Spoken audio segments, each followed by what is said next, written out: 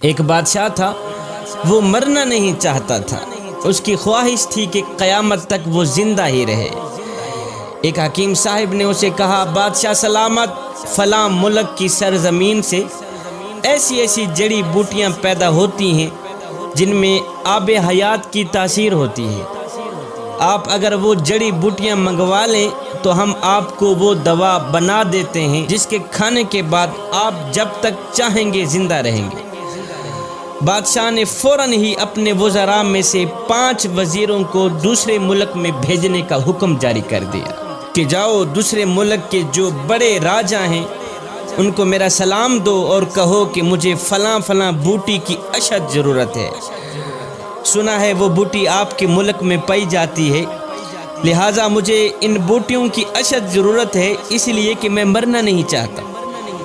خیر 5 وزیر دوسرے ملک میں پہنچے، راجہ صاحب کو سلام دیا، پیغام سنایا۔ جیسے ہی راجہ صاحب نے سنا کہ بادشاہ مرنا نہیں چاہتا تو راجہ صاحب نے کہہ لگانی شروع کر دی، ہنسنا شروع کر دی۔ ہنسنے کے بعد راجہ صاحب نے فوراً ہی سپاہی بلوائے، ان سب کو گرفتار کرا دیا۔ ان 5 وزیروں کو گرفتار کرا دیا۔ گرفتاری کے بعد راجہ صاحب نے حکم جاری کر دیا کہ ان سب کو لے جاؤ فلاں پہاڑ کے نیچے ایک خیمے کے اندر بند کر کے۔ فلاں پہاڑ کے نیچے ایک خیمہ ہے، بند خیمہ، ان 5 وزیروں کو لے جاؤ، اس خیمے کے اندر بند کر کے واپس چلے آؤ۔ اور ہاں، ساتھ میں ان 5 وزیروں کو یہ بھی کہہ دینا کہ جب تک یہ پہاڑ 2 ٹکڑے نہیں ہوتا تم آزاد نہیں ہو۔ جس پہاڑ کے نیچے تم پڑے ہو، جب تک یہ پہاڑ 2 ٹکڑے نہیں ہوتا تم آزاد نہیں ہوتے۔ سپاہی ان 5 وزیروں کو لے گئے، پہاڑ کے نیچے خیمے کے اندر بند کر کے واپس چلے آئے۔ اب ان 5 وزیروں کو چاروں طرف موت کے آثار نظر آنے لگے، کھانے پینے کو کچھ نہیں تھا۔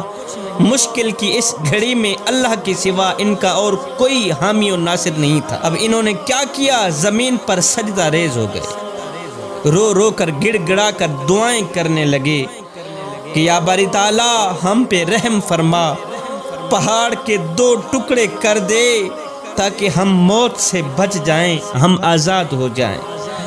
اللہ اکبر۔ سارا دن ساری رات روتے ہی رہے۔ ان کے دن رات رونے کے بعد میرے اللہ کی رحمت جوش میں آئی، میرے اللہ نے ان پر رحم فرمایا، ان کی دعا قبول ہوئی۔ ایک دم زمین ہلنے لگی، زلزلہ آیا، پہاڑ جڑوں سے ہلنے لگا اور پہاڑ کے 2 ٹکڑے ہو گئے۔ اللہ اکبر۔ زلزلہ آیا، پہاڑ کے 2 ٹکڑے ہو گئے، ان کی دعا قبول ہو گئی۔ اب راجہ صاحب نے آرڈر دیا کہ ہماری شرط پوری ہو گئی ہے، پہاڑ کے 2 ٹکڑے ہم چاہتے تھے ہو گئے ہیں، اب جاؤ ان 5 وزیروں کو میرے پاس لے آؤ۔ سپاہی گئے، لے آئے۔ جب وہ سامنے آئے تو راجہ صاحب نے کہا، بھائی اب تم واپس اپنے ملک میں جاؤ، اپنے بادشاہ کو یہ سارا واقعہ سنانا، جو کچھ آپ لوگوں کے ساتھ ہوا ہے، یہ ساری کہانی اپنے بادشاہ کے آگے پیش کر دینا، آخر میں بادشاہ کو میرا ایک پیغام بھی سنا دینا۔ جی راجہ صاحب، کون سا پیغام ہے؟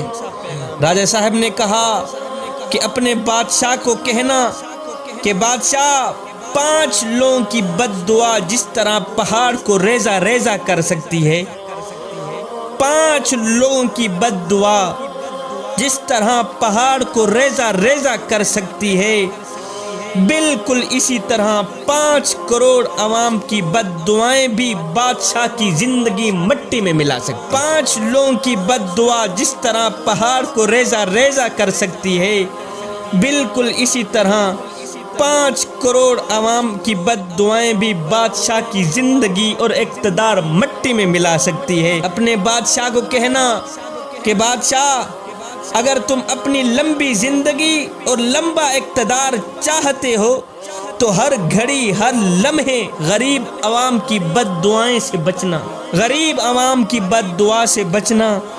جب تم غریب عوام کی بد دعا سے بچ گئے، پھر تمہیں کسی بوٹی دوا کی ضرورت نہیں رہے گی، قیامت تک تیرا ہی چرچا ہوتا رہے گا۔